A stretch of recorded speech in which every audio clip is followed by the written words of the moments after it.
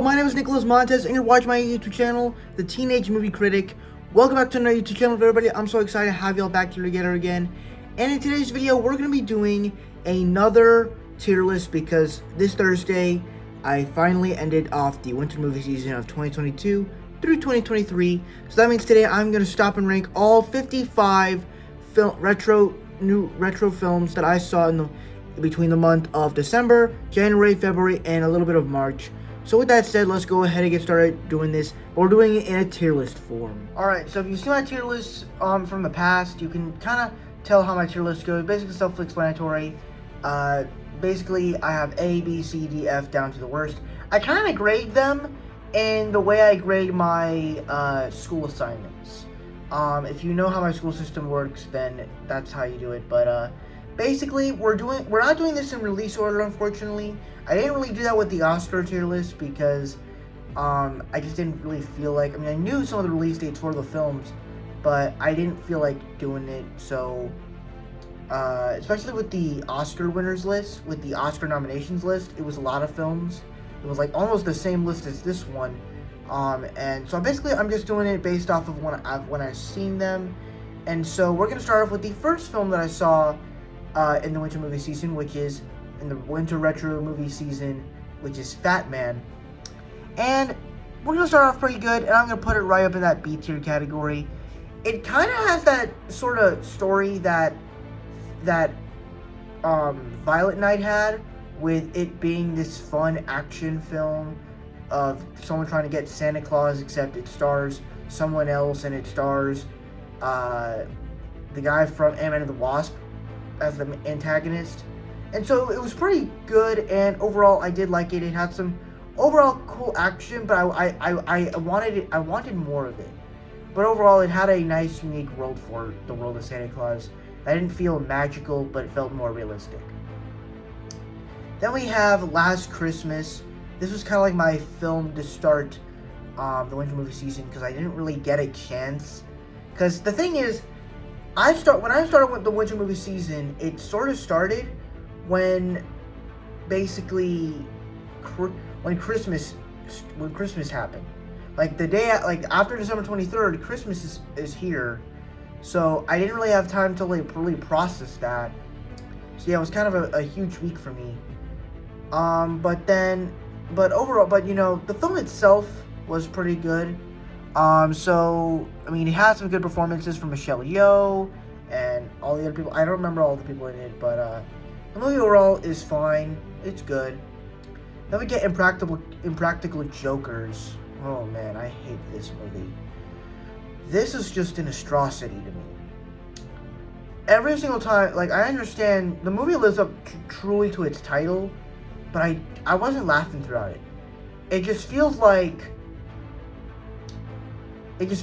all those videos that my dad watches on TikTok where you just hear like wheezing laughing, and it is not a good movie at all. So easily F tier. Now on the flip side, we get Invisible Man, which I actually liked a lot more, and you're actually going to go another film in the B tier.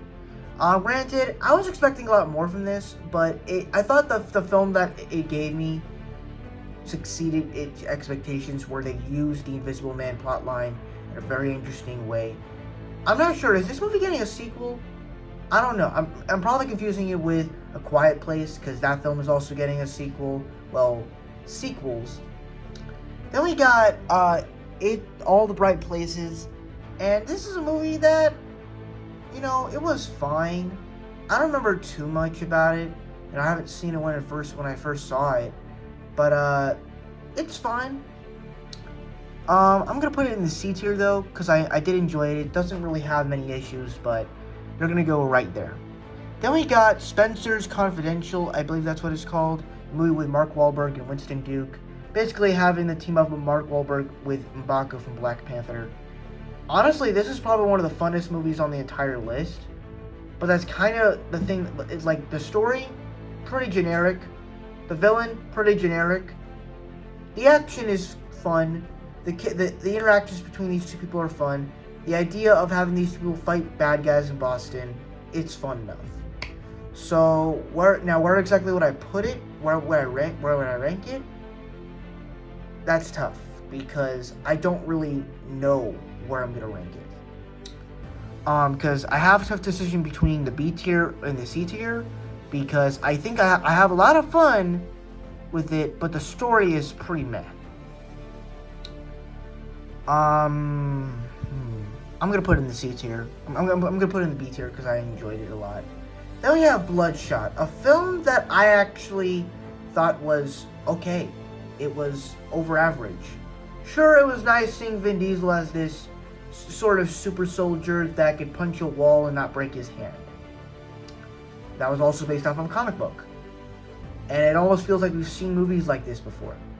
So it just did not feel... honestly, I got no emotion. I don't feel like I got nothing in this movie. It's not absolutely terrible where it's going in the F tier, but it's not a film where I want to go back and rewatch it. Then we have Lost Girls. This is also another film that I don't hate, but I also wouldn't go back to rewatch it. And I actually don't remember much about this movie. You're going to go in the D tier as well. Then we got The Roads Not Taken.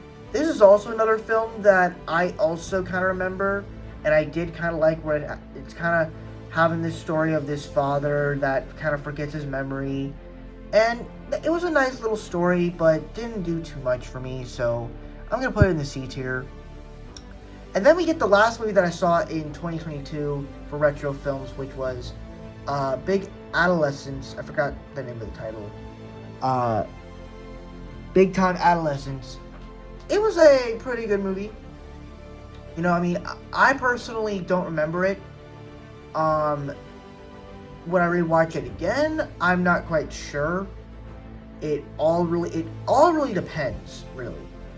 I do remember liking it. I do remember enjoying it, but I don't really remember having it having a huge impact on me. So unfortunately, this film's gonna go in the C tier. And then we get Happy New Year, my first movie of 2022 that I watched, of 2023 that I watched. And unfortunately, this movie was bonkers. It reminded me of a film called RRR, which we'll get into in a little bit, that had all these high-profile action sequences, but it was also very dynamic in the way that it happened. But the story was just so bad, and that it was all centered around this New Year's thing, that I just didn't care for it all that much. So you're going in the F tier, but you're going to go above Impractical Jokers, because I think that it was a lot more enjoyable than Impractical Jokers was. Then we get Lost Transmissions. Easily the best thing about this movie is Simon Pegg's performance. I would say this is the best performance I've seen of his since, well, I mean, I haven't seen any performances of his since Ice Age, I guess. But that's a voice acting performance, not really a performance in human form. But, you know, my first performance of, my first sighting of Simon Pegg in a live action film, I thought was pretty good, of him playing this, like, crazy man. But much like Big Time Adolescence, the movie didn't have a huge impact on me. I don't really remember too much about it. And, the scenes with him, like, going in a mental hospital and stuff, that was fun. That was cool. I mean, fun is the wrong term to use. I'm sorry. But, you're definitely going to go in the C tier.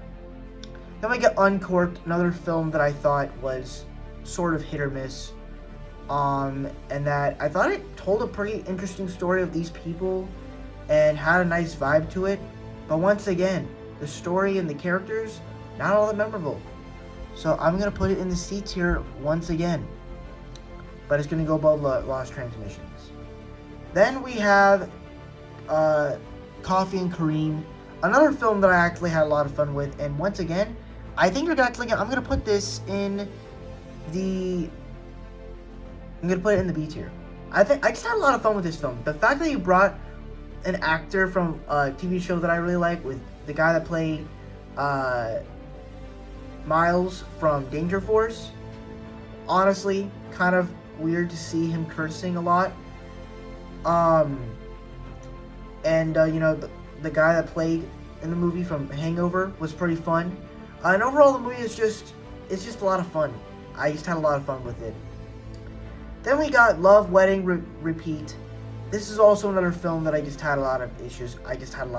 With, and unfortunately, it was enjoyable, but it also just had a weird story when it came to it. It's like it almost felt like everyone was high in this movie, or was on drugs, and I just didn't really appeal to that. So you're gonna go in the C tier. Wow, there are a lot of films in the C tier. Almost 6 films, now 7. So you're gonna go in the C tier right there. Then we got the main event. Boy, was this a cheesy film. And the thing is, I remember this movie, but I don't really like it that much. I don't really like it at all. It's a pretty doozy film. Really doozy movie. I'm not even sure where to put it at this point. I mean, it's tough to put it in D tier because the D tier films are like films I did like, but I don't remember much about them. And then F tier films are just films I just absolutely hate. And with this movie, it's like every single plot point. It's first off, it's generic. It's completely generic, but it also tries to set up these interesting ideas, and they just don't do anything with it.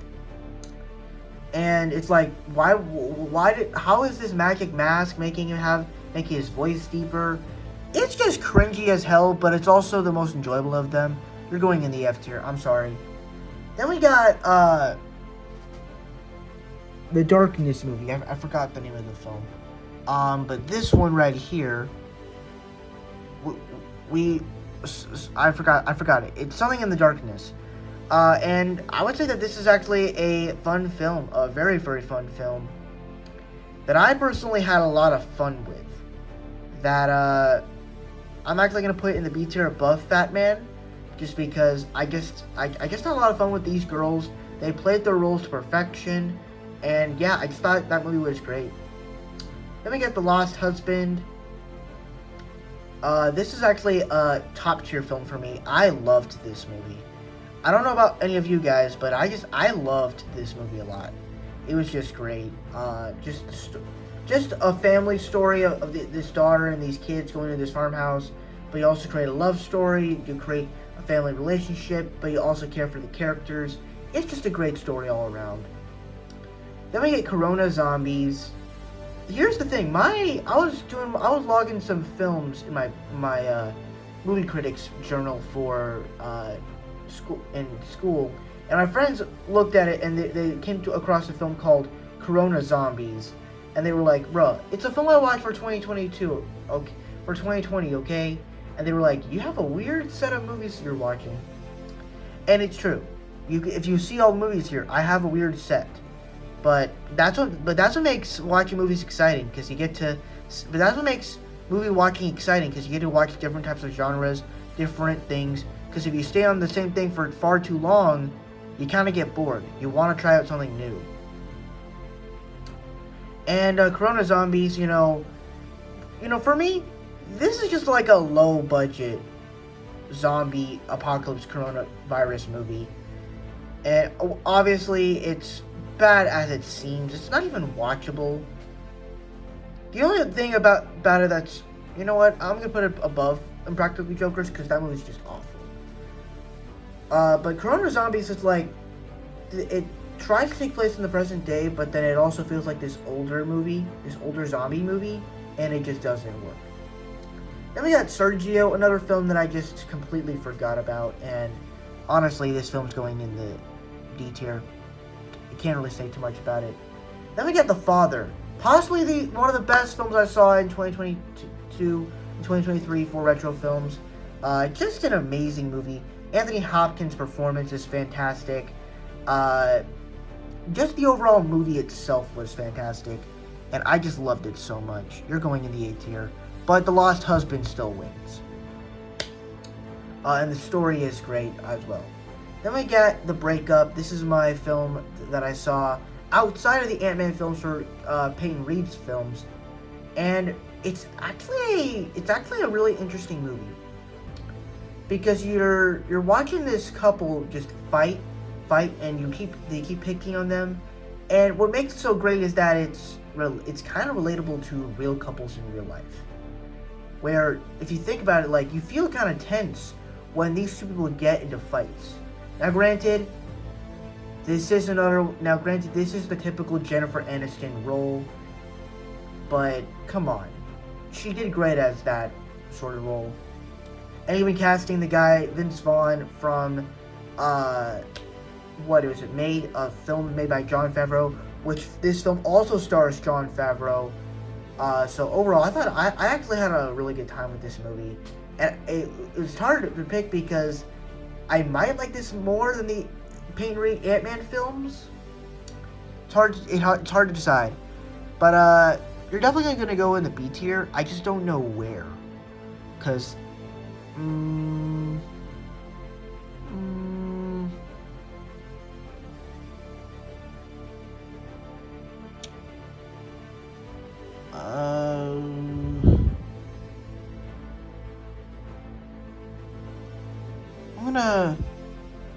I'm gonna put you there.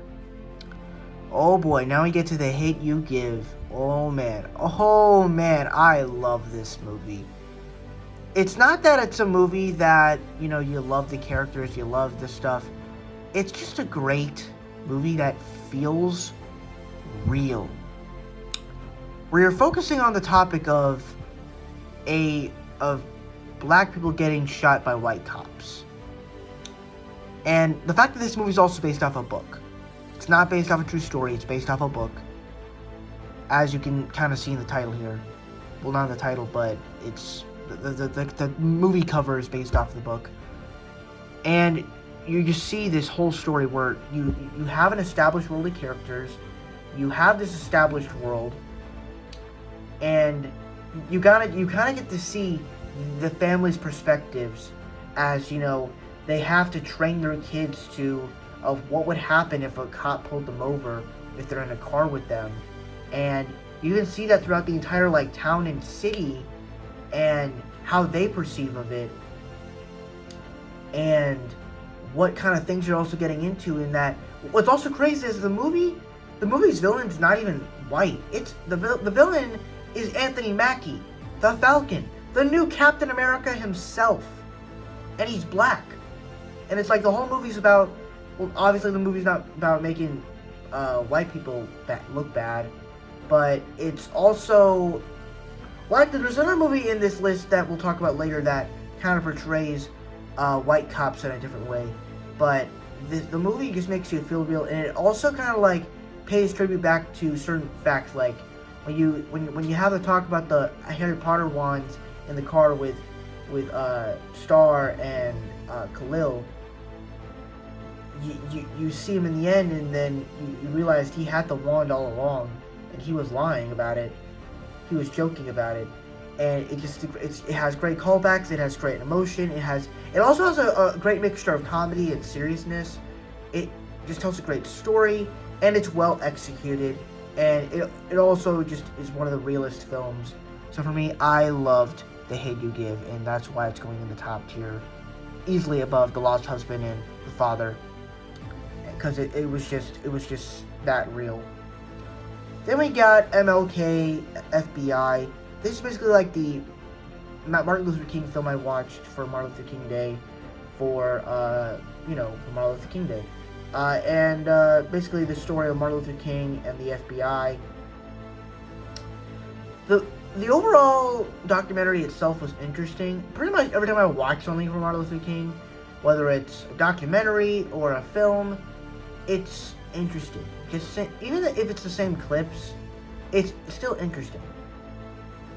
However, the thing that interests me about this movie is that we're going to be getting some clips of something that involves Martin Luther King and the FBI that is involved in this documentary that's going to be released in 2027, I believe. So that interests me. So, but at the same time, is it a film I'm going to go back and rewatch? Probably not, because I can watch something like Our Friend Martin. So I'm gonna put it in the C tier. I'm gonna put it in the C tier respectfully. Then we got the Willoughbys, an animated film from Netflix about 3 years ago. It's fine, you know. I think the animation is pretty solid. I like the way they kind of comment on this story. The cast is pretty cool. the overall movie itself is pretty good. So, where exactly would I put it? I'm going to put it above Fatman, because I think it's sort of that category. And it overall was a good movie. Then we got Extraction, another film that I just kind of, don't get me wrong, it's good. I really enjoyed it. I thought the action was fantastic. Chris Hemsworth, just seeing Chris Hemsworth as a soldier was great.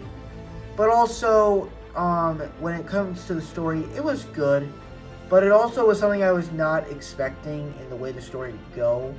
And also, like, how are we going to get Extraction 2 with Chris Hemsworth being alive and, you know, breathing?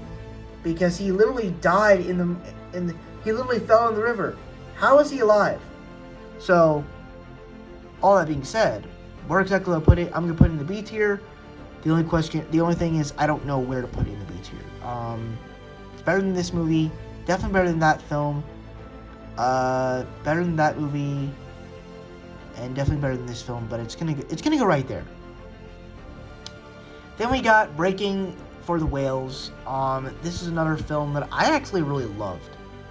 It just told this story of these two siblings who would do anything for their mom's dying wishes, for their mom's last wishes, to put her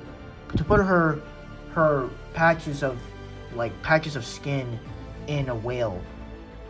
Obviously, the premise of it sounds very bonkers, but what makes it so great is the story that they would risk anything, but also the sibling relationship, plus the performances were great, and overall I thought the movie was overall great, but it's going to go in the bottom of the A tier, just because I think all the other films above that are better.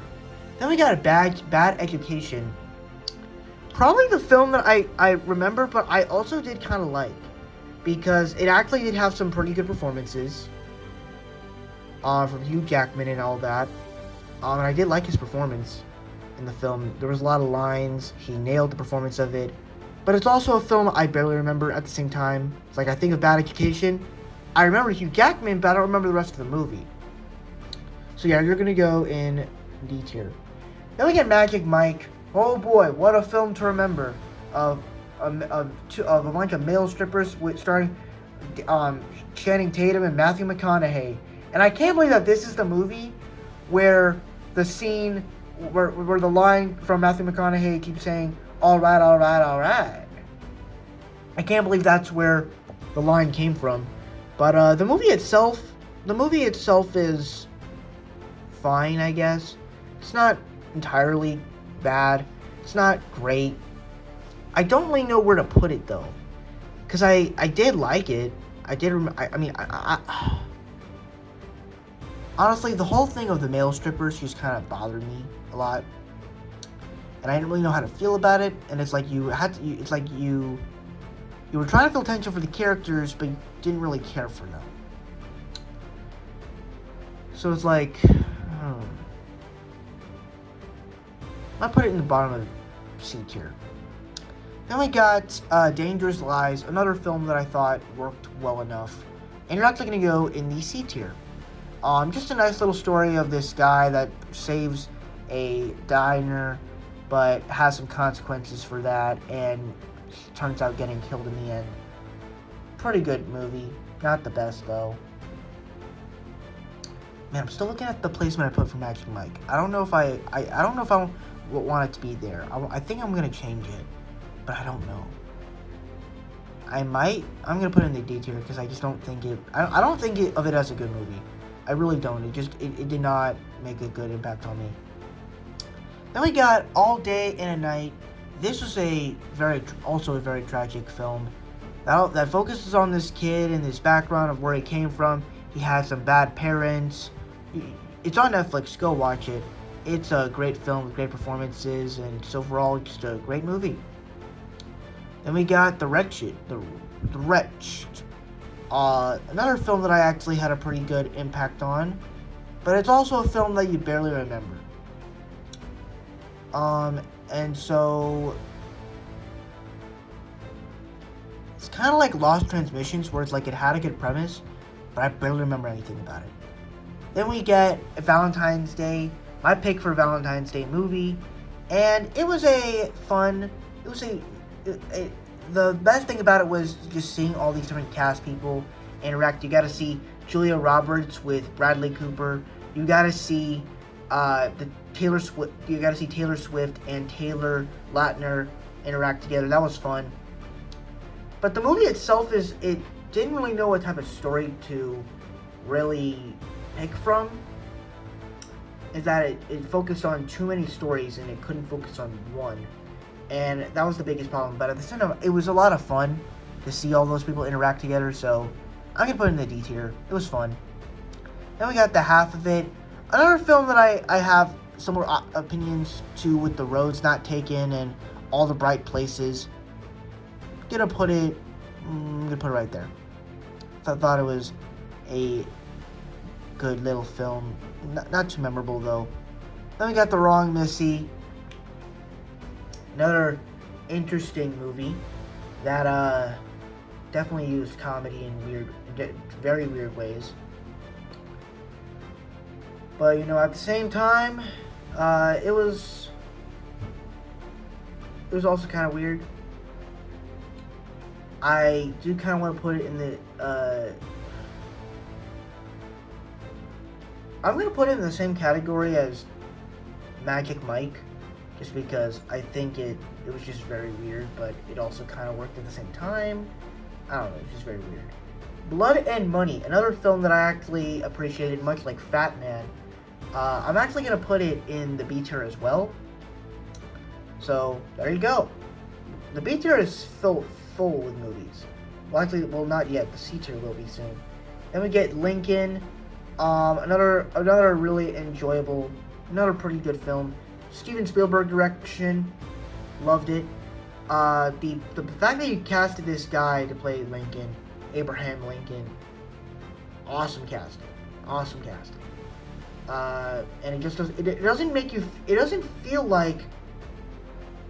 To me, it doesn't feel like the guy playing it. It feels like the guy. It feels like actual Lincoln. It feels like all those animatronics you see in like the Magic Kingdom President's thing come to life, and it's awesome. At the same time, though, you know, it is a little bit long, so it's hard. It's a little bit hard to sit through, but at the same time, it's still great. It has great performances. It captures the stuff of this sort of ending slavery and stuff really well, so I liked it for that. Then we get American Skin, another great film that I loved, that you're actually going to go in the A tier, but above All Day and a Night. And this is the film I was talking about, where you actually have a different interpretation of cops. Where I was thinking, like, because I watched this movie in school for the end of Black History Month, and my teacher put it on, and I'm like, okay, pretty good movie. But how exactly is this going to have a different interpretation of cops? Because it doesn't really seem to like, hang on, I need a drink of water. I've been talking for a while now.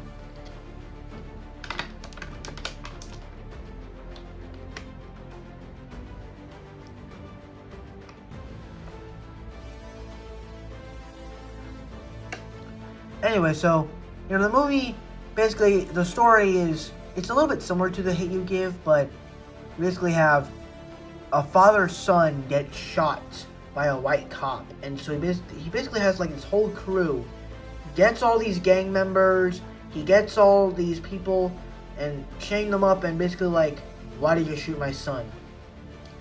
At the same time, it does feel kind of dumb, but at the same time, it's like, if someone killed my friend, I would definitely do that, but, I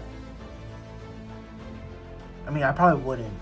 I don't know, I'd probably be too scared to do that, but like, the fact that he admits that, like, it doesn't matter if you're black or white, we're gonna pull you over to make sure we catch the bad guys, and it's like, you kind of agreed with the cops, but you know he's wrong. You know he's wrong. You know what he's saying is very wrong. So overall, I thought the film was great. Plus, I also felt scared at times, especially since, like, in the room it was very loud in there when it was playing. So I thought it was great. Then we get the following, a Christopher Nolan film that I finally got to see. Now I just need to see Oppenheimer and The Prestige.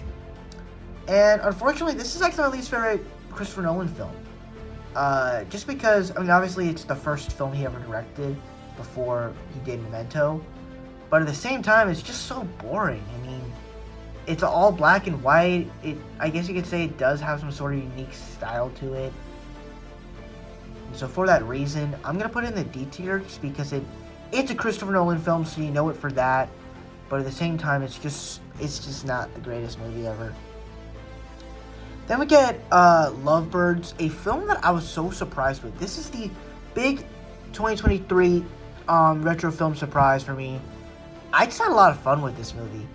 And for the reason, I'm going to put it in the B tier just because I think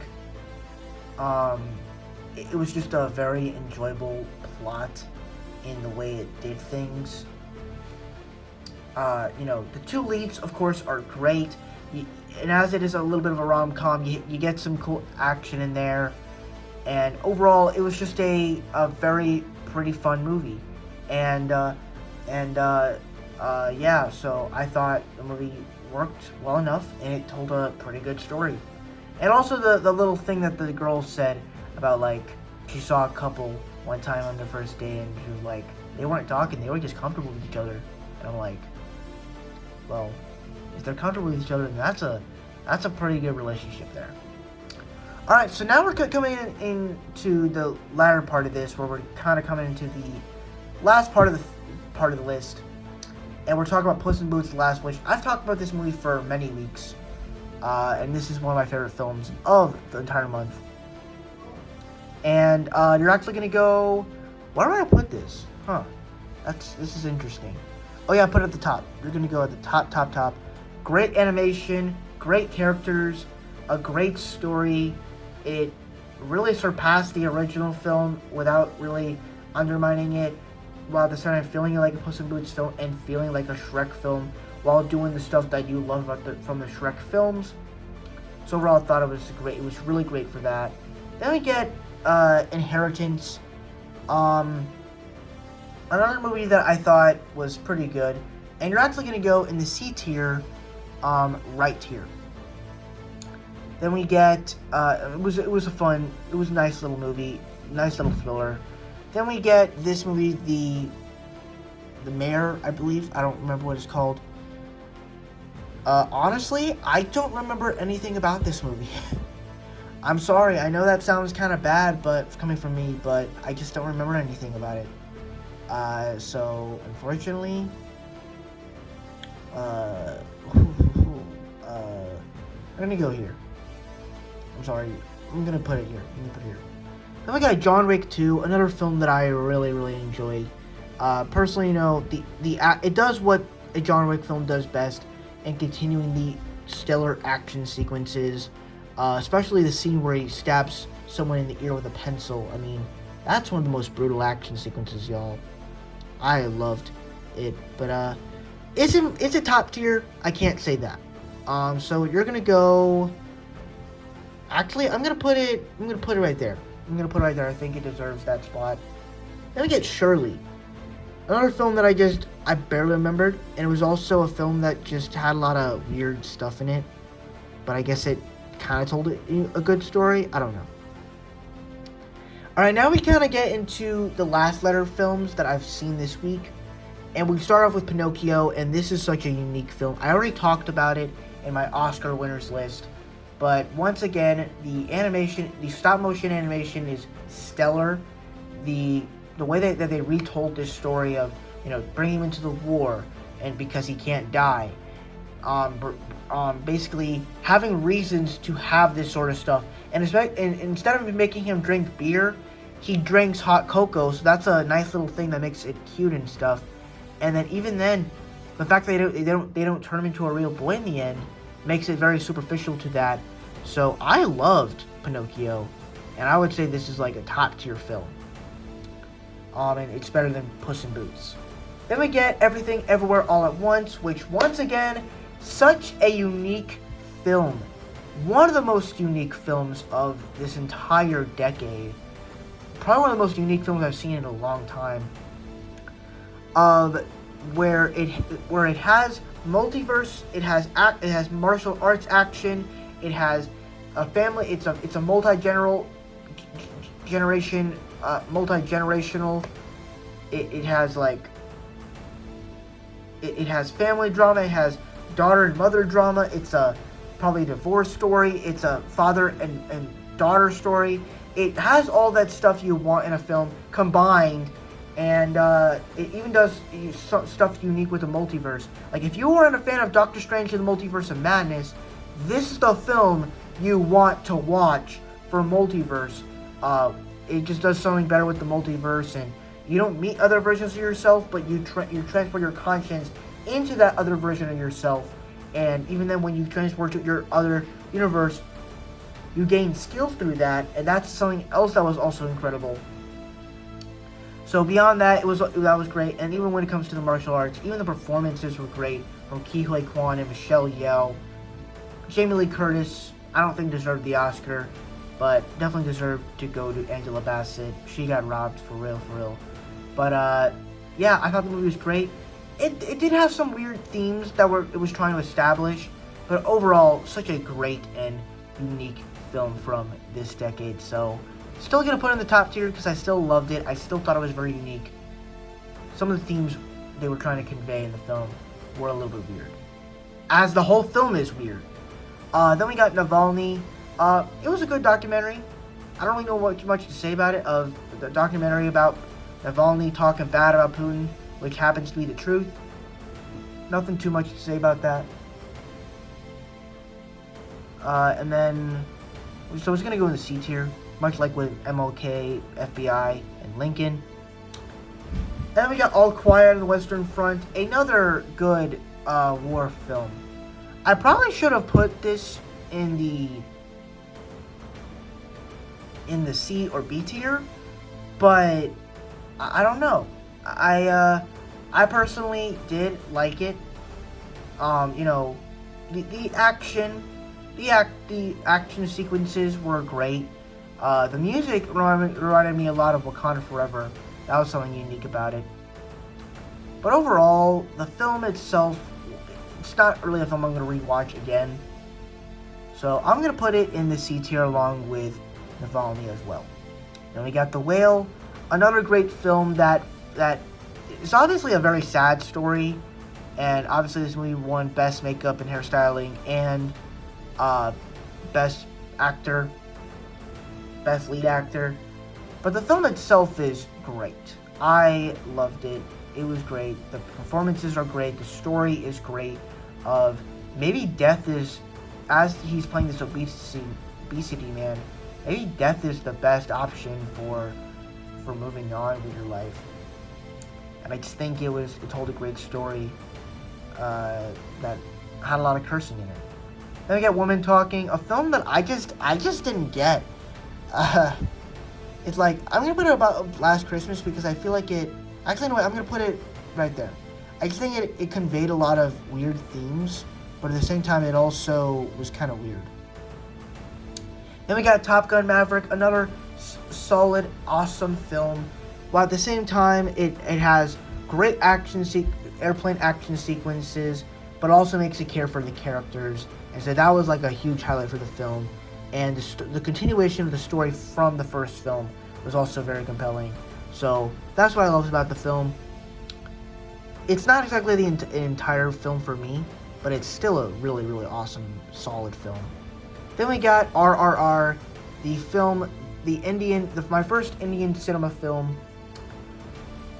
Personally, you know, it had a lot of unique stuff to it, definitely a lot of uniqueness to it. But at the same time, the movie just made a lot of weird stuff. But at the same time, you know, it's different from Hollywood cinema. So I guess I can respect it for that, for being something different that I've never seen before. So I'm going to put it in the B tier. I'm probably going to put it right there. Or, you know, yeah, I'm going to put it right here. Then we got John Wick Chapter 3. Personally, one of my favorite films that I've seen very recently. And you're actually going to go in the B tier. But you're going to go above RRR. Because I just think if you saw my review from a couple hours ago, I loved this film. It was a great movie. The action sequence was stellar. Halle Berry is a true badass, and it also, the fact that you get horses and dogs into the action was also great, so I loved that. And then finally we got The Last Days of American Crime. A somewhat good movie.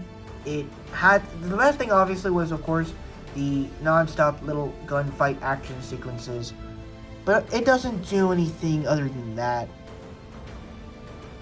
So for that reason, you're gonna go, I'm gonna put it in the BC tier. And that is my ranking. That is my ranking of all the retro films that I saw in the winter movie season of 2022 to 2023. Thank you guys so much for watching. I really hope you enjoyed. Remember to like, comment, and subscribe. All my social media stuff is in the about section over there. And I'll see you guys in the next video. Bye-bye.